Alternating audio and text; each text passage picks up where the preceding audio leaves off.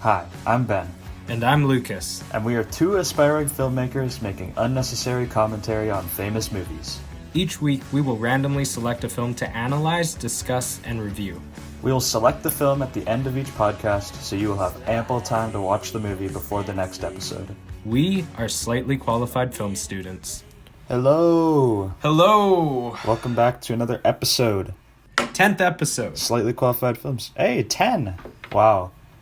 And with our 10th episode, we are probably doing the most prestigious film we've done yet, or at least the most widely known. This movie, very famous. This movie is very famous. Yeah, it's a great film from 1998. Won 2 Oscars, starring some very well-known people. A young Matt Damon, a very young, very honestly kind of weird to watch Ben Affleck, and Robin Williams, obviously, the late great legend. So I'll just pull up the plot summary real quick. Will Hunting, a genius in mathematics, solves all the difficult mathematical problems. When he faces an emotional crisis, he takes help from psychiatrist Dr. Sean. I still don't know how to pronounce it. It's like Maguire, because on his mailbox it just says Maguire, so I don't know why it adds the toe here. Dr. Sean Maguire. Dr. Sean Maguire. Maguire 2, who helps him recover. But so basically, Matt Damon's a genius. He knows everything pretty much. And he struggles with that.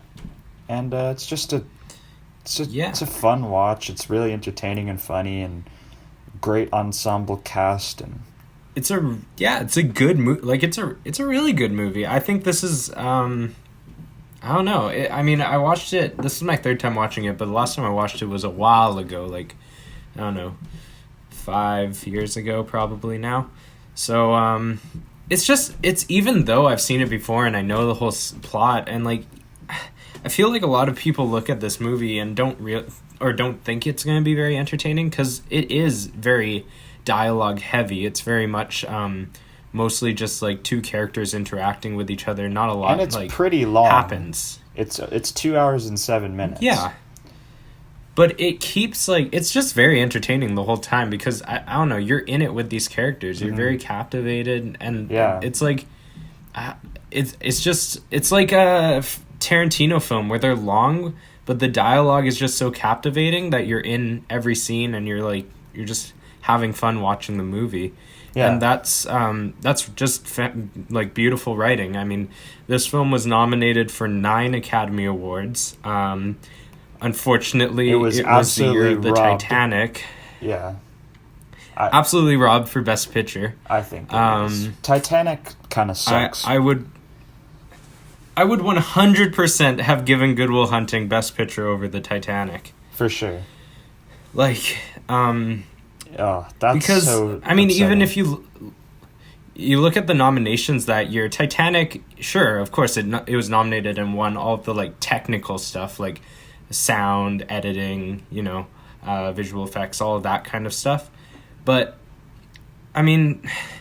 this film was nominated for the more prestigious stuff, the screenplay, all the acting awards, right? It got Best Supporting Actress, Best Actor, and Best Supporting Actor nominations.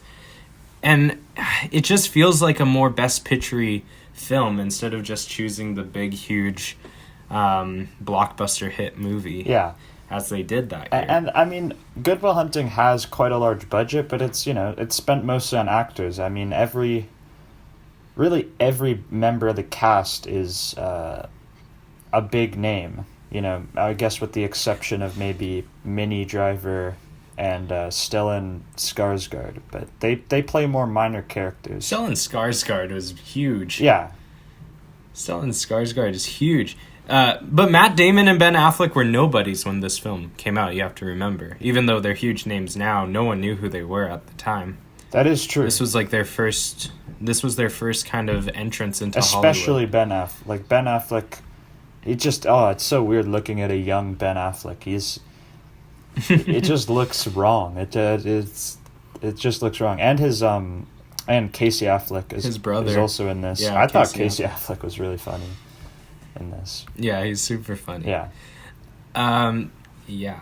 But yeah, overall thoughts, it's a good movie, and I'm telling you right now, if you haven't seen Good Will Hunting, go watch it right now, because it's one of those movies I just feel like everyone needs to watch at some point in their life.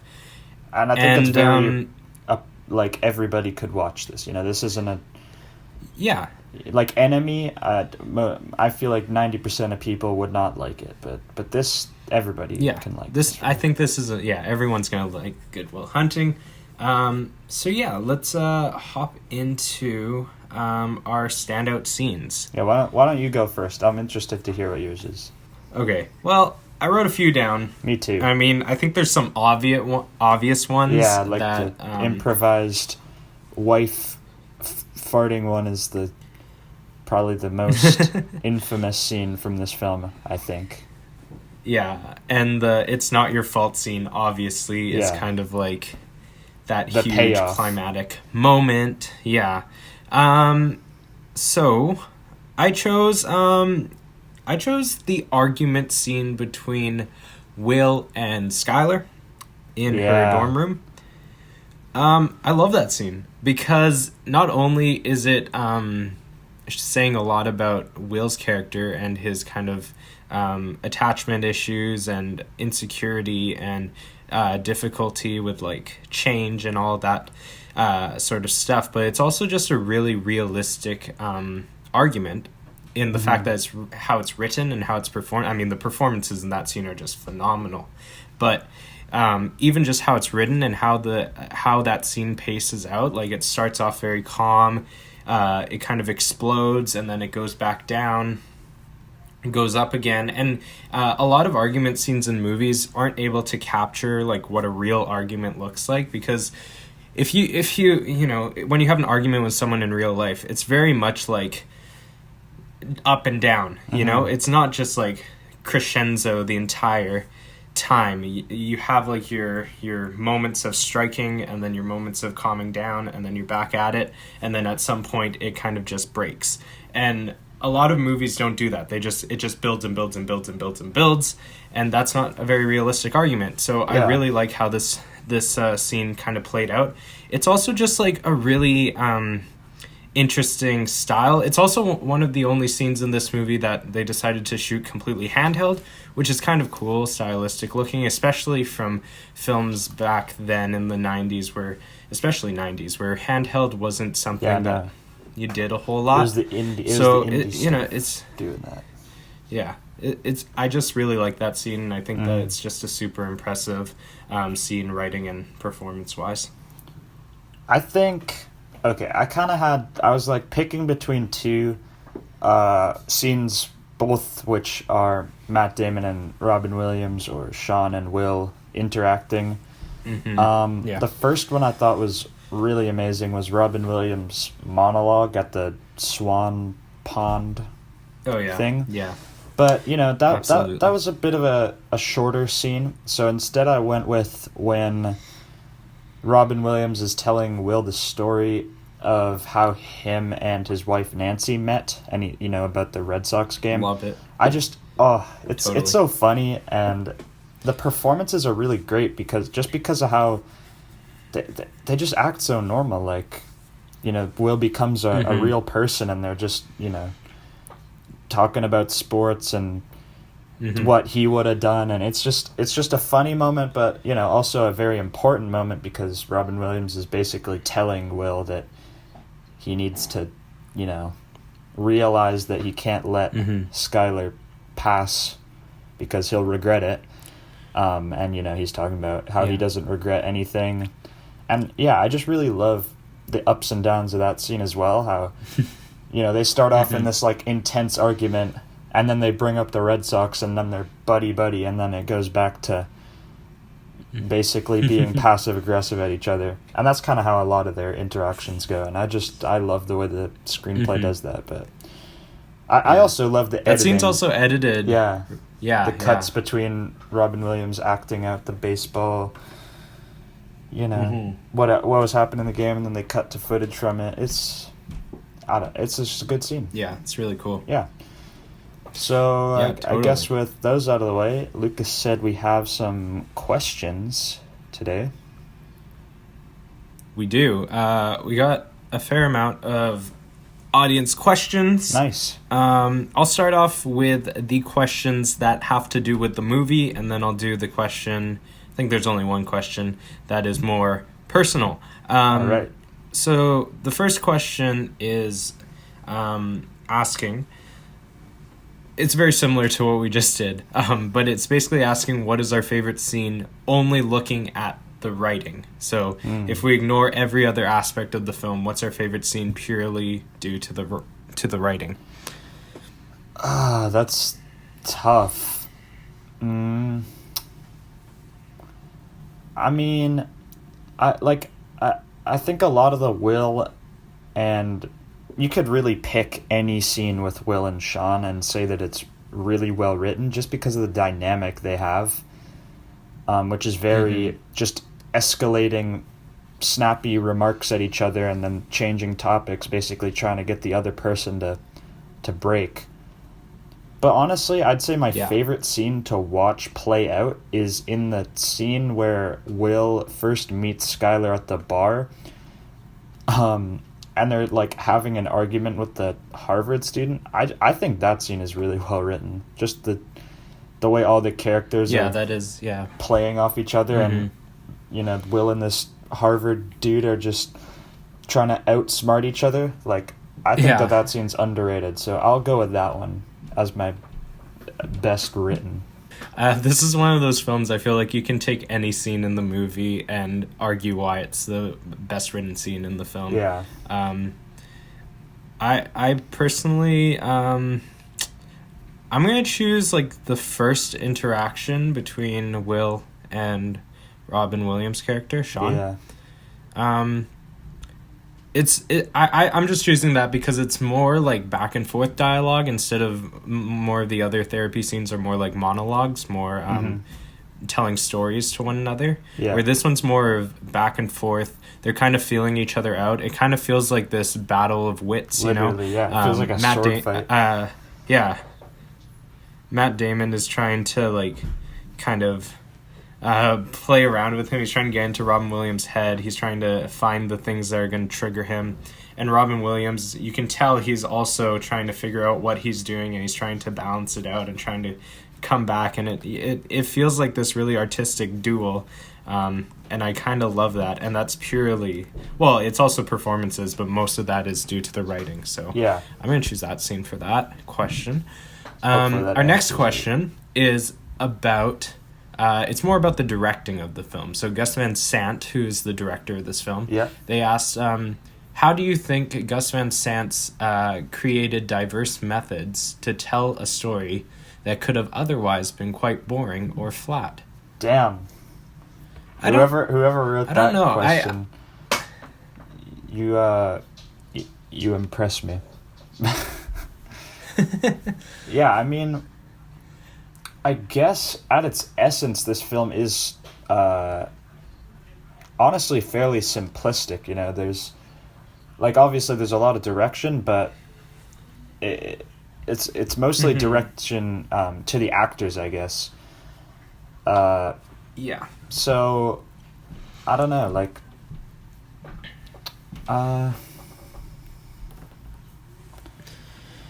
well, Gus Van Sant, he's a very talented director. He's made some really fantastic films. Yeah. And I think that the biggest part of making this film entertaining is that you're creating characters that just they feel like real people, even though we're following this like crazy genius. So even though it's not the most realistic thing in the world, they still feel very real.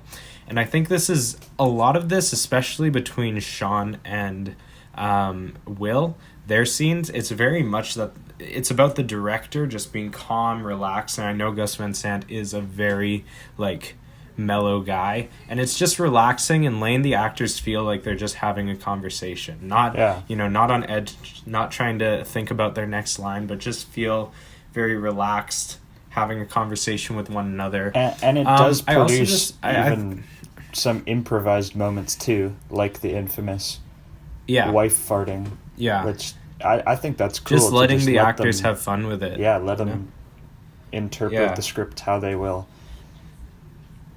Especially when you have so many like talented actors, very talented actors, you're able to kind of step off the wheel a bit, and just let them have fun, let them play around, and it shows. I mean, it's just fun to watch. And the dialogue is more rough. Characters are saying a lot, and kind of using I don't know, swear words as filler words. This isn't over directed. They need to get their lines perfect. This is them taking the script and taking their characters, but then as each actor feels, talking like they think they would actually talk, which it just gives the whole film that that realistic edge, which makes it entertaining. Totally. Yeah. Okay, so we got 2 more questions. The next 2 are, well, one's sort of about the film, so we'll do this one. So this one's just, let's talk about Robin Williams. So what are our personal thoughts? What do we think is his best movie, and what do we think is his best performance? So what's our favorite Robin Williams movie, and also what is our favorite Robin Williams performance? My favorite Robin Williams movie? Jeez. I think I'll go with Dead Poets Society as my favorite Robin Williams movie. I really like that movie a lot, but I don't know if it's his best performance per se. I don't know. What do you? I honestly think this is his best performance. I'd go between I would say Sean and maybe Mrs. Doubtfire. Sure. Mrs. Doubtfire is definitely not my favorite movie of Robin Williams. No, absolutely not. I actually really like Good Morning Vietnam also. Yeah, I haven't seen that, but I definitely know. Mm-hmm. Yeah, I mean, I do think that this is his best performance. And I think Dead Poet Society is my favorite Robin Williams movie, though. Overall, I think I just like it more than this. I don't even know if I would say it's better, but it's just my preference. Mm-hmm. Yeah. I think I agree with you. I think Good Will Hunting is his best performance, but if we're not including it, because I would say Dead Poets Society. Favorite movie? I don't know. I haven't seen Dead Poets Society in a long time. Don't really remember it all that well. So I'm going to say Good Morning Vietnam.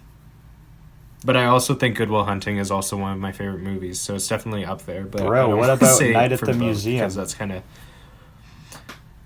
I mean, yeah, but does that really compare? No. I love Night at the Museum, I hate that movie. Really? The first one? Dude, I haven't seen them since I was 8, but I just remember not being the biggest fan. I like the first one. It's fun. Once again, I'm okay with fun movies that have no depth. I'm not. No, I'm kidding. I don't even remember why I don't like it. Yeah, hopefully that answers the question. Okay, yeah. Dead Poets Society. I think it should be on the wheel. Dead Poets. I don't think it is. We'll put it on the wait list. Okay. Yeah, throw it on the wait list. Okay, last question. This one's just personal. Who is our favorite actor? I'll say Bill Murray. Bill Murray's my favorite actor. I knew you'd say that. I'm a Wes Anderson man, and therefore, Bill Murray, he's in a lot of those films. I also, I thought during our Christmas special, I had my ballot for Scrooged, Ghostbusters, whatever, his non-Wes Anderson stuff.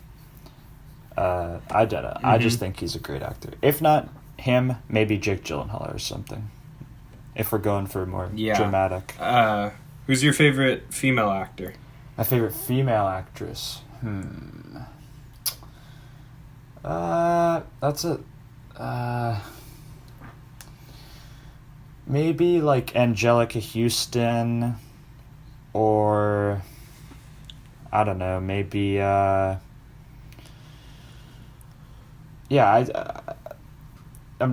trying to, like, that's a tough question for favorite actor, because I've seen a lot of things, and there's a lot of, there's so many. like, now that I'm even thinking about Bill Murray, I don't know, like, I'd say in general, I'd say Angelica Houston for female actress and Bill Murray for male actor. My Wes Anderson bias coming in Royal Tenenbaums strong, people, and Life Aquatic as well. But yeah, course, I don't know. yeah. Maybe even like Tilda Swinton, bro. I love Tilda Swinton. I do love Tilda Swinton also. Yeah. I think my favorite actor is Daniel Day-Lewis, but since he's retired now, I'm gonna say my favorite working actor is Jake Gyllenhaal. There we go. Because I just like his range, and I like his film selection. He always chooses good movies. And then I think my favorite female actor is Frances McDormand, maybe. Daniel Day-Lewis, like though. Frances Can we talk McDormand. about that? No, I'm kidding. It's like I think we have a few of his movies. we on have the Phantom wheel. Thread. I like Daniel Day-Lewis. I didn't think it's. What's your favorite Daniel Day-Lewis movie? There Will Be Blood. Ooh, facts. Gangs of New York. I mean, the man has won. He has 3 Oscars. True. One of the few to have 3 Best Actor Oscars. Yeah. I also, is. I'd And say he's been like nominated I'd say for like almost Al everything. Pacino and Robert De Niro have a place in my heart as well. But Yeah, of course. yeah, I'll go with Bill Murray. Frances McDormand's good Awesome. too. That's a good answer. Yeah. Yeah, hopefully that answers the questions. Feel free to send us more questions on our Instagram if you want to as well. SQFS. Yeah, let's hop into the review, I think, of Good Will Hunting. Yeah, we're going to take a quick break, and then we're just going to hop right into the review.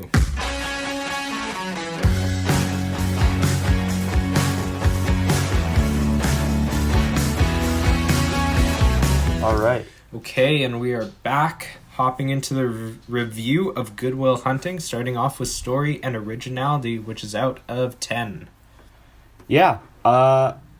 I think that this is a really great example of a character study. We've done a lot of them already, but I just think that the concept here is pretty interesting. You got this young adult who pretty much knows everything. He's smarter than everyone he encounters, and it's almost like a challenge for Robin Williams to kind of best him and make him kind of outsmart him in a way, but just really get him to realize his flaws and his inner insecurities. And I really like the way it plays out, as you get to see Will slowly break down, and then at the end he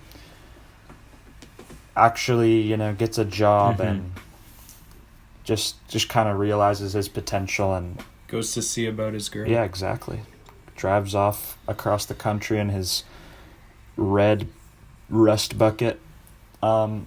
Driving off to Afternoon Delight. Yeah, exactly.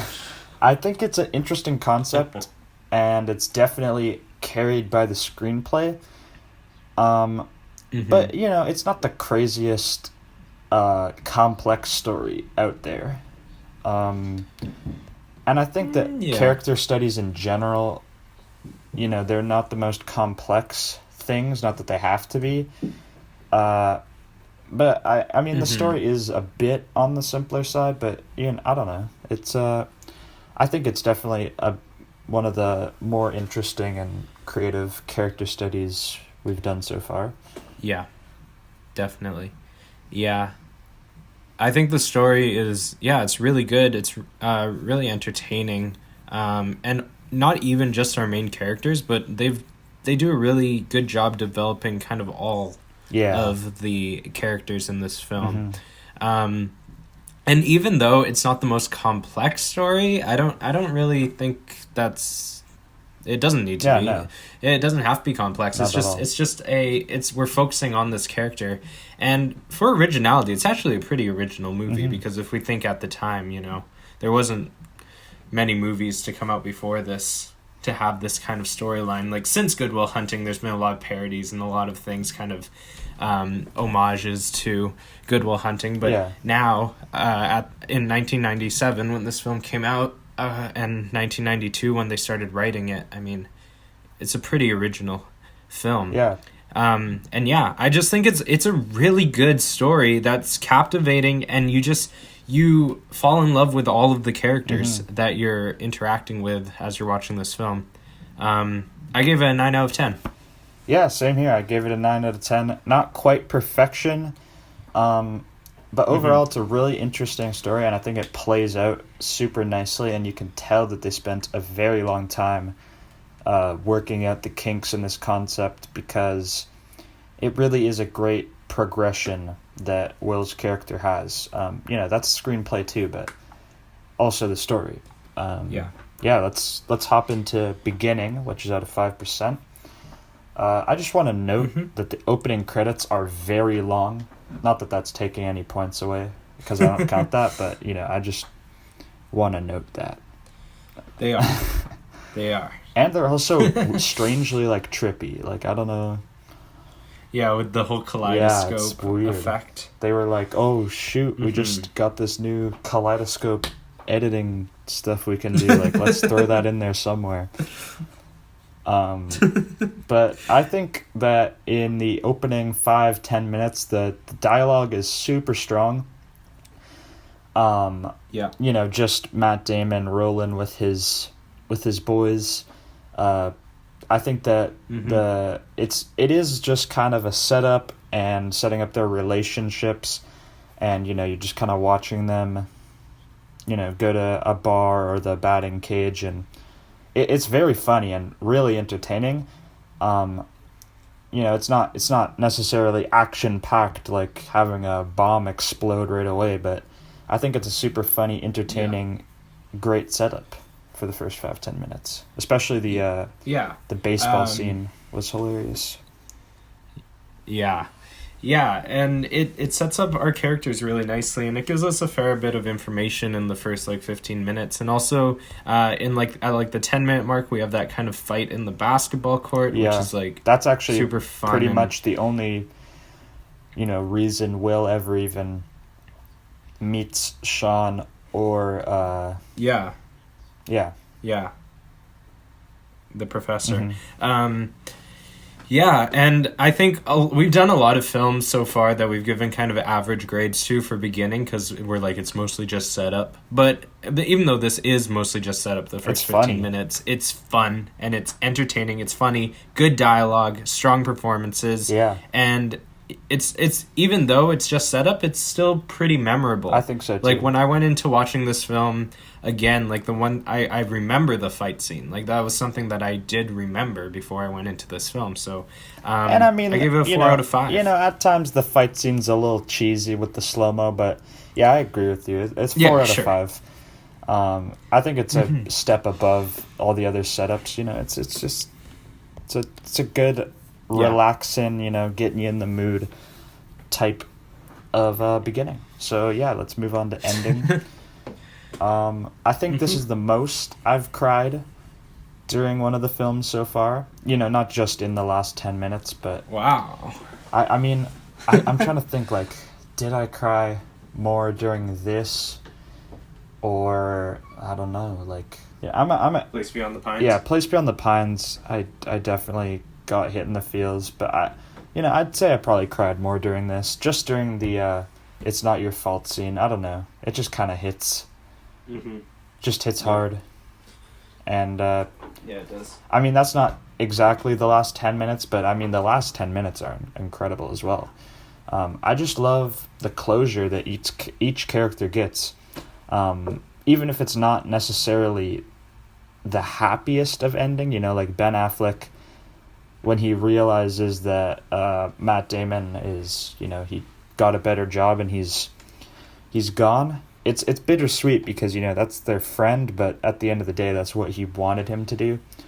So I guess in that way that, you know, they're getting closure, but it's not necessarily happy. But I love that every character, you know, gets their ending. All the side characters get to have an ending. And I just love driving off. That's true. Into the countryside with the final tracking shot of the car, like good soundtrack. It's a good ending. Yeah. It wraps up everything really nicely, but it also doesn't wrap it up to the fact that it feels kind of cheesy. You know, it wraps everything up, but also leaves stuff. It's not like he gets the girl and they, we they don't make know. out and they drive off into the sunset. It's like he's. We don't know if he gets the girl. We don't know, and we don't know like how his life is going to be. Like, did he quit his job, or does he still have that job? Did he just go and leave it all, and is it just going to start again? Like, it's still very open-ended, but all of our characters have like a moment together. Like, we have Stellan Skarsgård and Robin Williams have their little moment. Sean and Will, Robin Williams and Matt Damon have their moment. And then Ben Affleck, of course, going up to the door and realizing he's not there, like he said in his monologue, that was kind of, he always what he wants, hopes that he's not there anymore. So it's really nice, and I also like how it kind of strings together a lot of elements that we've seen throughout the film, like once again Ben Affleck going to the door, or also like Matt Damon giving that letter to Robin Williams saying I had to go see about a girl, like all that stuff. And he's like, you stole my line. Guy stole my line. Yeah, like, that's the last line of the film. I love that. I don't think it's a perfect ending. I think that it is a little predictable. It's actually pretty predictable. If we think about and that's really the only thing that doesn't warrant a perfect score. But honestly, I don't think there's necessarily a better way they could have ended it. Sometimes predictable is just the right way to go. I don't really see how they could have improved it, but I'm still giving it a 4% out of 5. It's a high 4, but same 4 out of 5. Yeah, it's definitely a high 4. Now, all right, let's we tackle are neck this. and neck right now. Screenplay / dialogue. Whew. All right, let's do it. It's incredible. Like, yeah, I would say it's one of the best screenplays of all time. 100%. I mean, the character progression is just unreal. Every single character is so well crafted, even down to to even, like, you know, Ben Affleck's character is super well developed and crafted, and just the interactions everybody has with each other. It's also great, you know. All the dialogue is immaculate, and just the pacing in each scene too. I mean, everybody's given their ample time to progress. You know, Will spends his time kind of divided between the professor, the therapist, and his friends, and his girlfriend. And it just really lets you get attached to each character and keeps things, you know, fresh and entertaining, because you're seeing him interact with different characters and progress each, you know, arc forward, kind of like one at a time. So you're not getting too much of one interaction, and it freshens it up again. Like, I don't know. It's just really, really great. And there's never really a dull scene. Totally, yeah. Matt Damon started writing this script when he was like 18, 19, like first year university. He started writing it for a project in his class. And he wrote the first act, and then he kind of put it away, and then a year later him and Ben Affleck were living together, and they just started writing this film. And it's just so impressive that these guys were like 20 years old and they wrote this just masterpiece of a screenplay. And they were able to, get the attention of Miramax and get this distributed and be able to act in their own film. Like, that's crazy, because most of the time when you write a script and then sell it to a production company, then they own it, and then it's kind of, that's it. But the fact that they were able to sell it and then, be like the leading roles in their films, it's awesome. And yeah, it really is. And I like how this film, it's kind of written like a play. Lots of monologues, lots of stories, lots of like one-on-one interaction, very dialogue heavy. But if you make a movie that's dialogue heavy, but every single line and monologue and story is just so captivating and brilliant and realistic, and if you're able to do that, then dialogue heavy is perfectly fine. Yeah, it's awesome it's awesome in these cases, because it's entertaining. Mm-hmm. If you have a dialogue heavy film and the dialogue is bad, then no, it's not gonna be a good movie. But this film is totally fine doing that. And I mean, I don't even know. I just think that this is a brilliant screenplay. I mean, yes, you can nitpick. I mean, yes, there are moments that are predictable. Yes, there are moments that maybe are slightly, not perfect, but I think as far as screenplays go, this is definitely, in my opinion, the best screenplay of any movie we've done so far. Yeah. I love it. I dare say, for me, it even warrants, this is my first time doing this, I gave it the extra point. Whoa! I gave it the 9%, just because I truly feel like this is a kind of a league above everything we've reviewed so far in terms of screenplay. I just think it stands out, and I don't know if we'll ever get another film with a screenplay like this again. So I wanted to make sure it, is obvious and stands out from everything else we've done. So I gave it the 9%. First time, going over our threshold, but, since Lucas does it, I figured, why can't I? Fair enough. I did not do that for this one. I could have. I don't know. I just thought because I was nitpicking a little bit, I wasn't going to give it the extra. I give an 8 out of 8, though, and it's totally warranted of a 9 out of 8, too. And it's just an amazing screenplay, man. Yeah. It's awesome. It won the Oscar. It won the Golden Globe. It won all of the awards that year. Exactly. And it deserved them. 100%. Yeah, I mean, so we could really gush over it all day, but it is, what really makes it great is how, just realistic and kind of casual the whole thing feels. So I feel like we should just kind of move on to soundtrack. But I think that is, the screenplay definitely carries the whole film and is the reason why it is regarded as one of the best of all time. Okay, let's hop into soundtrack. I think the soundtrack is pretty good. I think it's pretty good. It's got some decent, scoring elements. Although I think the highlight for me would be the final song used as he drives off into the countryside. But I don't know. There wasn't really anything to wow me in terms of the soundtrack. I thought at times, it was pretty good, but there are a lot of silent scenes in this film, and just really subtle kind of ambient scoring elements.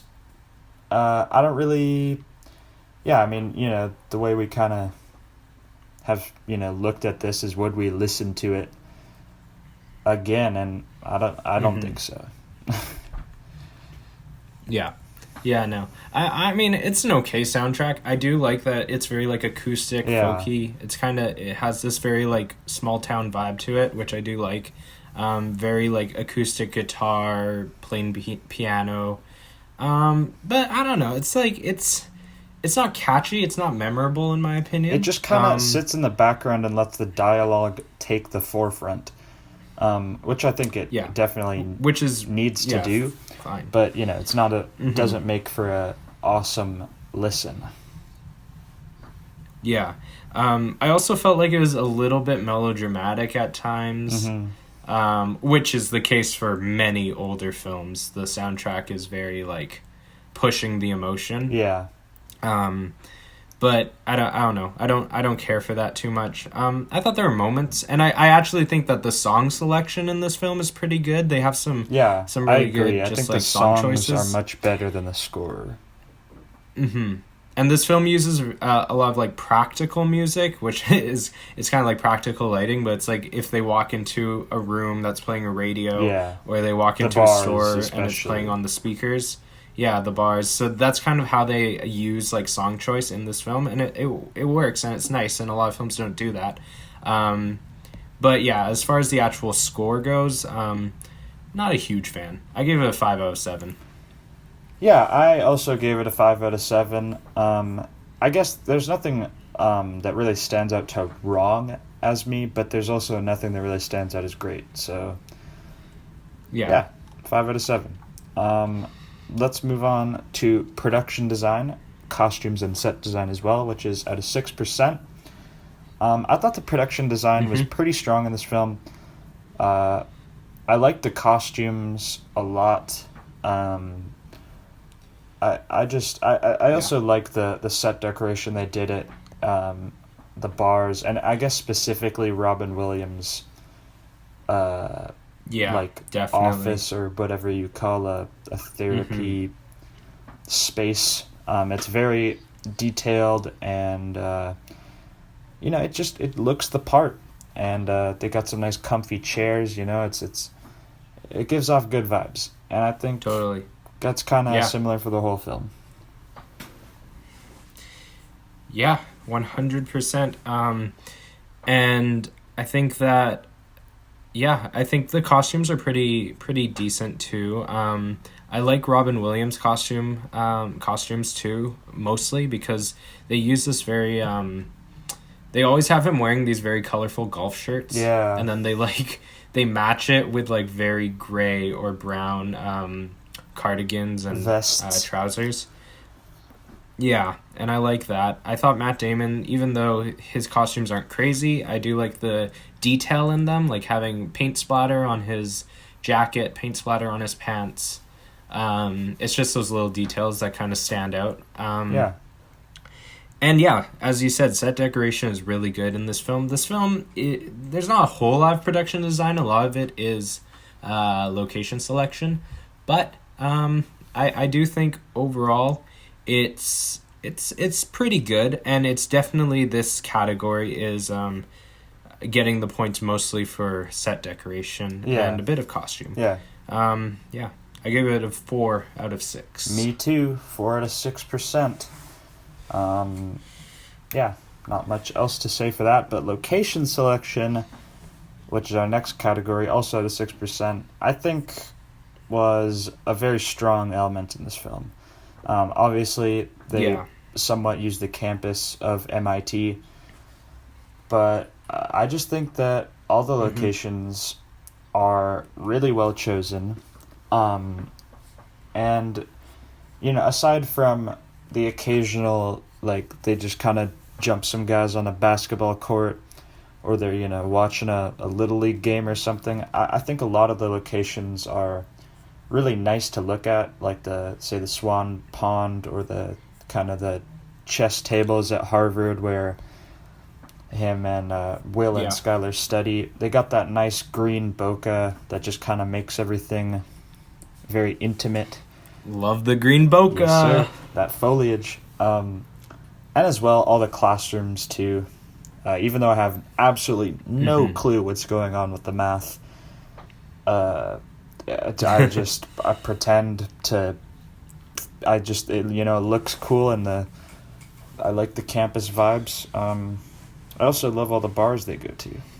Yeah, I think location selection is very strong in this film. The bars, choosing bars with a lot of fluorescent lighting, which is huge because this film uses a lot of depth of field, which I love. And especially in the bar scenes, you get a lot of like different colors that are a lot of different colorful bokeh in the background, which is nice and beautiful, and yeah, all the parks they use are very nice. They show off kind of the city of Boston in a really nice way. I really like how they kind of use a lot of drone shots in this film to just show kind of just nice establishing the shots. skyline and the city. Yeah. The one location I love is the I guess it's a sky train that Matt Damon's character takes like 3 times in this film. It's awesome. Yeah. And I don't know if that's a location selection or that's just what the trains look like. That is just what the trains look like. They have these like in Boston. Yeah, but they have these hot red hot red seats. A lot of them are like underground, but yeah, I mean, you subway everywhere in Boston. Speaking from when I was in grade 6 is the last time I was in Boston. I was born in Boston, for those who don't know. Yeah, you can like subway everywhere. The trains do in fact look like that. Yeah. Well, I love that because you have that contrast of the hot red seats, and especially when he's riding at nighttime and you kind of have this like blue night sky out the window as he's sitting there, and that contrast between the hot red and the dark navy blue. It's beautiful. I also like the MIT hallways that they use, especially where they have the math equation on the board, because you have those nice wide shots where it's like this long hall with no turns in sight. It's just the hallway goes on forever, and you have this long fluorescent light. Like it's like a bluish, and just very one light blue light across that goes the ceiling. whole length. Yeah, goes the whole length of, and it's very like symmetrical, and it just looks very pleasing. Yeah. So I think location selection is pretty good. I mean, yes, there are moments that are very just kind of basic, like you said, the basketball course, Little League game, some other just streets that they use, but overall, pretty solid. I gave it a 5 out of 6. I gave it a 5 as well. Lucas and I are just on the same wavelength. So, totally. Yeah, with that being said, let's take a quick break and then hop into the second half of the review, and we'll tally up our percentages.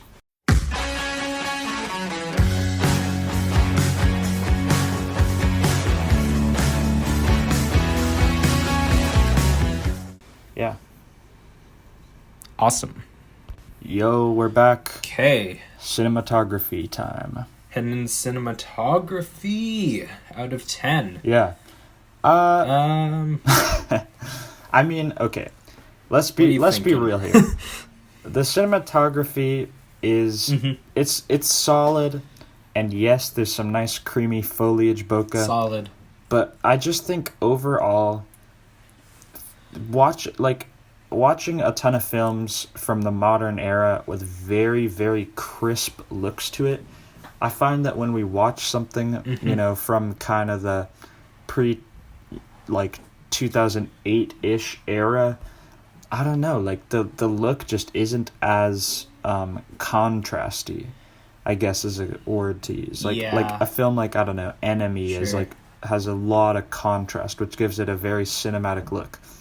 And obviously I don't think that's what they should have done with this film. However, it just, when you have a film that just kind of, it has a fair amount of wide shots as well, and it just, there's not a lot of contrast, so it just looks more kind of indie in a way and less cinematic, which I don't know. I think the cinematography is overall very good, but I just think I've noticed that when we watch, films from even say Atonement or Children of Men is less, crazy hyper contrasty than the modern kind of niche is, which I'm a big fan of that nice contrasty look. Gus Van Sant, the director of this film, he makes a lot of like very realistic movies. Like he focuses on realism filmmaking. I was texting you about a movie I just watched recently that he did called Elephant. Right. I was texting you about it. That's also his film. And it's a very like realism rooted movie. And I definitely see aspects. I feel like that film, it's a lot more stylistic than Good Will Hunting. Very much like lots of long tracking shots in that film. And this film does have long takes, especially with Robin Williams' character. Like in the park scene where they're on the bench, they let him kind of give his entire monologue, and it's all just one shot. And the camera slowly backs up as he's giving his like 4-minute monologue, and slowly brings Matt Damon into the frame. Yeah, which is kind of a cool stylistic thing. But it is pretty simple. There isn't a whole lot of like experimental, like stylized, artsy stuff. It's very just like wide shot, medium close up, very hourglass formation kind of scenes. I do like the drone shots that they kind of put into this film. A lot of like wide, high angled wide shots. Yeah. Which is cool. I do think the framing is really good in this film, though. It's actually pretty strong. Like, they follow the rule of thirds really well in this film, and everything kind of feels somewhat symmetrical in a weird way. And it just kind of works. The 16:9 aspect ratio definitely works for this film. Yeah. I do wish that they had just, like, done a bit more camera movement, though, because I agree. It's very static most of the time. The only place is, like, that argument scene I was talking about at the start between Skyler and Will. You get handheld, but other than that, it's very static, and I would have liked, even if it's just like a bit more pans, a bit more tilts, just some like pushing the camera in, pulling it out, just a few more of that, just to make the cinematography a bit more interesting. The one thing I did like about this film is how it kind of did not care about the 180 rule. That is actually true. I noticed that a lot as well. And I was noticing how they were playing with it. So especially in the therapy scenes, you would have the conversation be over one shoulder. And as the conversation is taking place, the camera would move from one shoulder over to the other shoulder in like one very swift movement. Yeah. And then all of a sudden we've transferred that scene from one side of the room to another side of the room, which I actually thought was really cool because I never thought about that before. Like, yeah, that's whenever we filmed the scene or I filmed the scene, like, we always worry about the 180 scene, but what if we just did that nice camera movement? All of a sudden, you're setting up that scene in the other side, and it doesn't matter anymore. Like, that's cool. It's a technique that I definitely like knew, obviously that you could do it, but it's just kind of like it's a lot of work to pull off. Because to just break the 180 rule in general is it's a ballsy move. And, this film took that little risk. Not that really it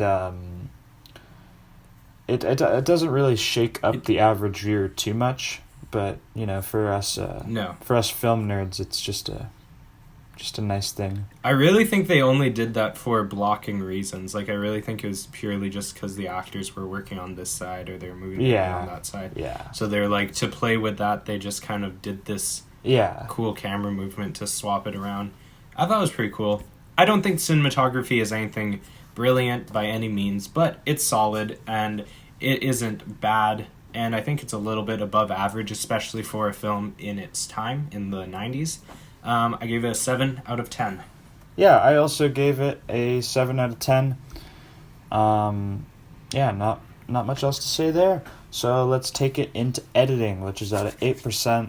I overall thought that the cuts between scenes, scene transitions were clean.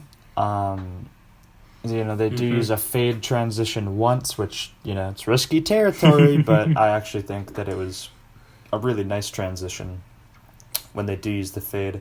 Nice. Overall, I thought the editing was, was pretty solid. They're once again not doing anything crazy here. And the color, grade is very simplistic as well. But I thought the sound editing was, it's all just kind of doing what it needs to do and not really getting in the way of the performances and of the dialogue, which is great. It just kind of fades into the background and it's really hard to notice, which is actually a good thing when it comes to editing.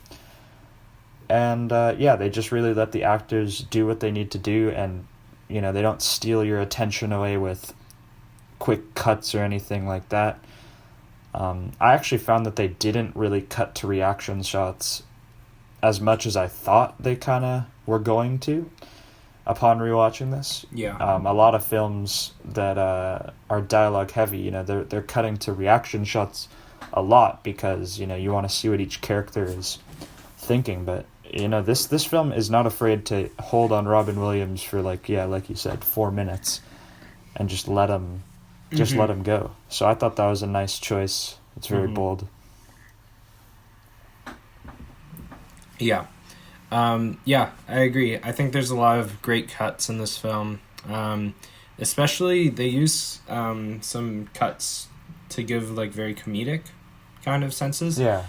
When they choose to reveal stuff. A good example is at the start of the movie we have like Will and Chucky in the batting cage, and they're talking. They kind of get into a fight, and it's very fun and funny. And then they do this like hard cut to the MIT a cappella group singing, and it's like the contrast between the two different worlds. Yeah.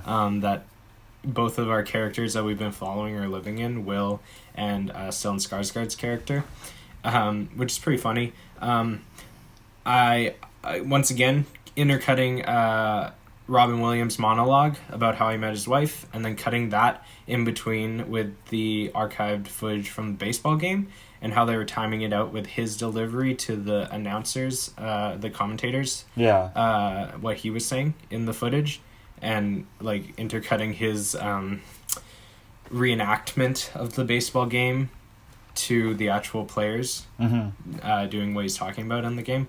It's really strong editing in that scene specifically. Also, like when Will is doing his job interview and he starts telling them like back into why he shouldn't have the job. Yeah. Into Sean's I'd say in my opinion the funniest cut would be Bill Skarsgård and Robin Williams are having an argument about Will, and then Bill Skarsgård says, "Oh, he's in a meeting right now," and then it like hard cuts to Ben Affleck in the meeting, basically just trying to scam them for money. I thought that was hilarious. Yeah. And also that scene is just hilarious. Yeah, it's just the little things like and that. And also that scene was shot... I forgot that scene was shot in like one take, which I don't know why they took it in one take, but... They just did. It's kind of funny. I love the extras playing the business higher-ups faces. They're just like, this is the guy? Like, yeah, he's smart, but... he needs $73. Like it's just a funny scene, and it's just the little things like that kind of keep this score a bit above average for me. I gave it a 6% out of 8. Yep, same. 6 out of 8, and also it's just really well paced. This film could have easily gotten very slow, and it doesn't. It keeps the pace up really nicely. A lot of that is also screenplay, but it's also editing, and it's also knowing when to have the pauses and when not to, when to have your moments of silence, and when to just keep it going. And yeah, it's pretty strong. 6 out of 8. There you go. Let's move on to acting. Acting. Man, I think pretty much every main character, you know, all the main actors in this film give amazing performances. For me, it's the standout performance of Matt Damon's career, Robin Williams' career, and Ben Affleck's career. And Minnie Driver. And her as well. You know, Bill Skarsgård too. I just think this is, you know, the pinnacle of all their careers, even though it's the start of Matt Damon's career. For me, I guess it's between like this and The Departed, maybe, for Matt Damon. But yeah, I'm not a really big Ben Affleck guy at all. But you know, in this film, neither. he really knocks it out of the park. He just gives that Boston angst, and it's great.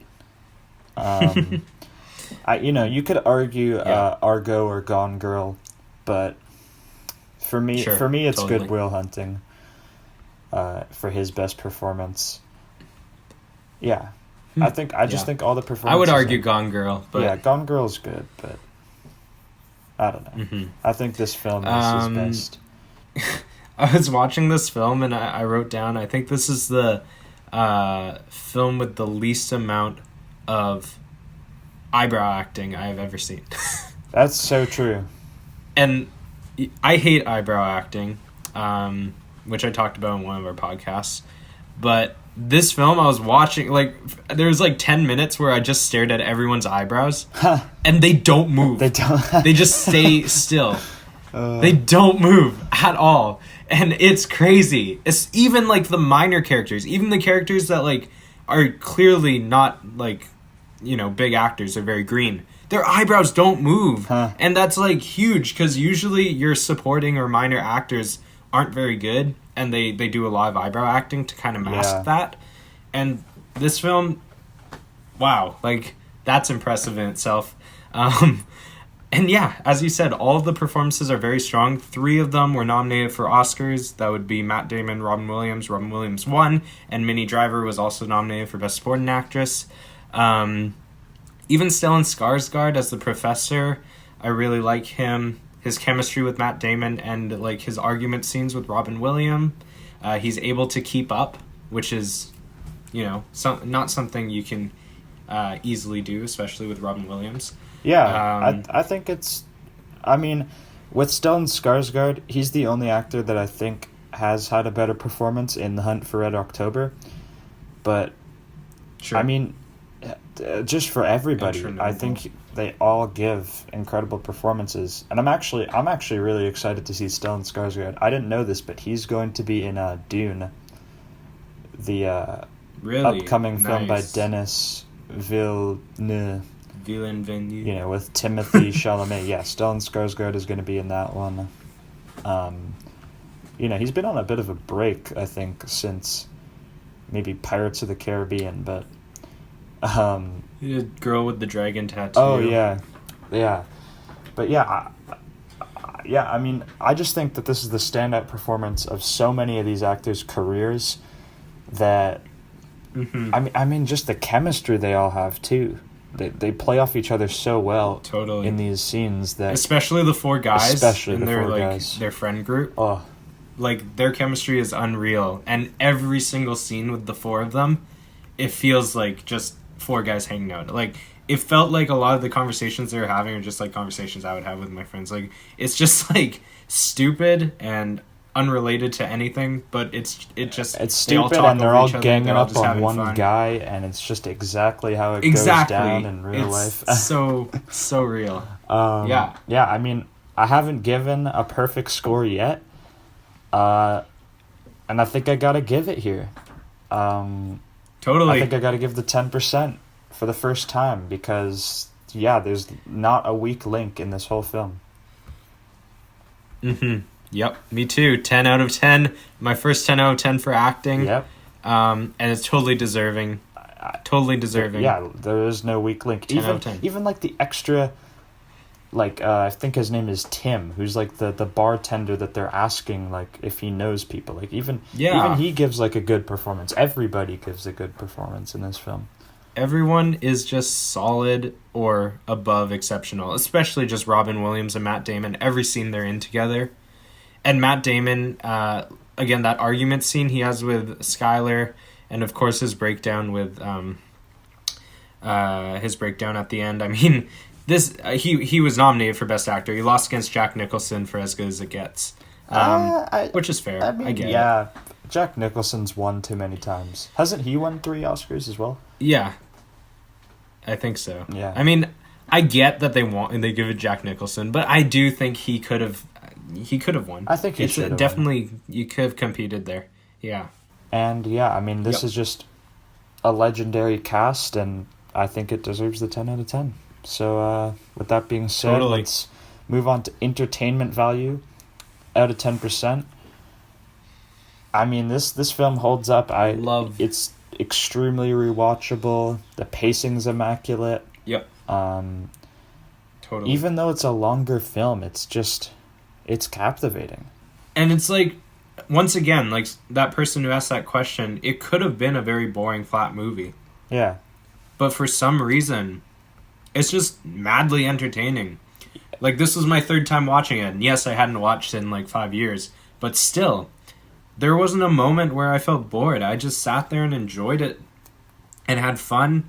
And I was laughing. I was hitting the feels. Hell yeah. It's just an all-around film. It kind of catches every aspect. It made me laugh. Of it emotion. made me cry. You know? Yeah. It's it's a one-of-a-kind film. It really is. I mean, it's not crazy entertaining because, I mean, yes, there's definitely slower moments, but even the slow moments, I didn't feel bored. I still was captivated, and a lot of that is screenplay once again, and the riveting performances. But, I mean, it's just an entertaining film, and you gotta give it credit for being this entertaining when it could have easily gone the opposite way. For sure. And I think that a lot of it has to do with just how grounded the dialogue is, that, you know, watching these guys hang out, or Matt Damon do whatever he's doing, you're very invested in all the characters. And I think it also has to do a lot of the order in which the scenes take place. It's almost like, you know, in order, you'll have him hang out with his friends, be with Stellan Skarsgård, go to counseling, and then, you know, hang out with his girlfriend. And it's just this cycle, so you're never getting too much of one relationship, and it's just a perfect cycle because, you know, maybe you'll go 20 minutes without seeing Ben Affleck, and then Ben Affleck comes on screen, and you're like, hey, it's Ben Affleck, hey. And then he says something funny or something, and then you're like, ah, nice. And then, you know, it goes back to Robin Williams, and then you're serious again. It's just this, like, roller coaster of emotions, right. And I don't know. There's just something about that dynamic that makes it super captivating. Totally. Yeah, I gave it a 9 out of 10. Me too. I love this movie. Totally rewatchable. We have basically been tied for everything so far. Except you gave the extra point. I gave the extra point. Screenplay. Yeah, I get what I mean. But yeah, Matt, I think this is the closest we've ever been. Perhaps. I mean, we'll have to see. There's still one more category, and that's overall technical achievement. Yeah, I mean, I guess my thoughts for overall technical achievement are, you know, it's pretty good. It's definitely not the focus of this film. This film actually didn't even have that large of a budget. I mean, when you have talent like Robin Williams, who at this point was already a pretty big actor, even Stellan Skarsgård, coming off The Hunt for Red October, was a pretty big name. You know, you don't have a lot of money to really have a very, you know, I guess, Hollywood-style production. But, you know, they really made it work with what they had, and the technical elements are really solid. I don't necessarily think that stuff like the cinematography is amazing or stand out, but it does what it has to do, which is basically just capture the conversations these characters are having, and really just, as long as it doesn't distract you, it's doing what it needs to do. And even though it's solid, this is the category that I feel it's solid. There isn't any moments that I was like, I felt were bad or even like below average. Yeah. I thought everything worked and everything was fluid, and there wasn't anything that took me out of the film. So that's great. Even though the cinematography wasn't breathtaking by any means, I still think for a film that came out in 1997, it was still pretty, like, fairly inventive at the time. Once again, having some handheld scenes, having some just longer takes, letting the actors do the work.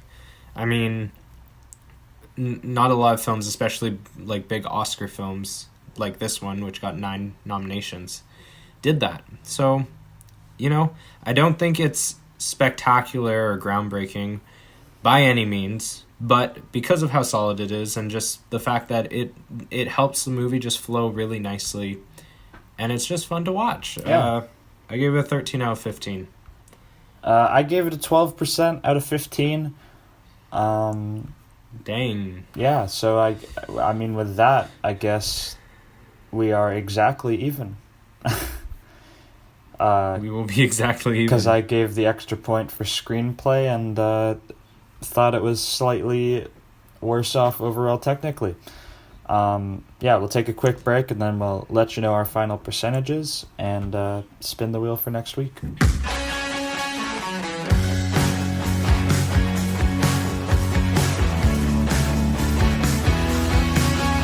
Okay, and we are back. Okay. And we've tallied up our score. For the first time ever, we have the same overall percentage. We've been close, but I mean, it kind of makes sense that this is the film that does it because it's just undebatably really good. Totally. There's it doesn't have a lot of subjective, revolutionary, experimental elements that one could argue is really good and one could argue is bad. It's just kind of there. So we both have an overall percentage of 85%. 85%. Meaning our average is obviously 85% as well. 85%. Just shy of an A. And when we average it out, obviously 85. The Place Beyond the Pines also had an 85%, but what we're going to do, we decided, because we're just going to look at the lowest score if we ever have ties like this. So for this, we both gave it an 85. The Place Beyond the Pines had a lowest. Ben gave it an 81. So therefore, Good Will Hunting is going to go into 4th place, and The Place Beyond the Pines is going down into 5th place. And that's just how we're going to deal with ties from now on. For sure. So, that was Good Will Hunting. It's a legendary film. Maybe not technically as strong as, some of the films that have ranked higher. But, I mean, it's just undeniably one of the greatest screenplays of all time. So, I think it's deserving of its score. Yeah, totally. So, let's spin the wheel for next week's episode and see what we get. I gotta pull it up. Man, we've been getting some really diverse films, which is nice. It's been pretty cool. We've reviewed like recent Academy Award winning films like Parasite and Inglourious Bastards, and then the oldies but goodies like Brazil and this. Good Will Hunting. I think the Brazil and this are our only pre-2000 films. You got that wheel pulled up? I do. I got QuickTime Player. Let's pull up screen recording. Turning up my volume. Okay, I am spinning in 3, 2, 1, and we're spinning.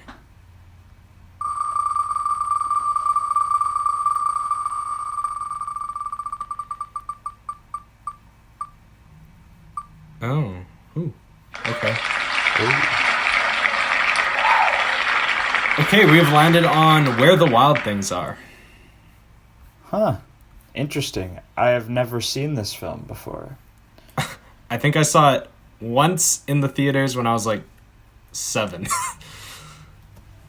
Is this, by chance, a kids' movie?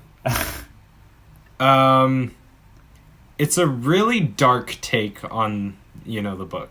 You know the book, right? Yeah. Obviously. I know the book. It's the same director who did Her, okay? So. Oh my god. Sorry, I was just shocked by the budget.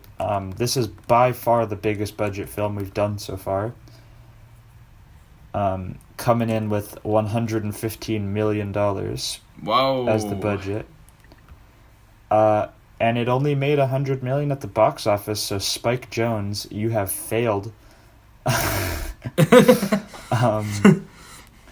Obviously, this is an adapted screenplay.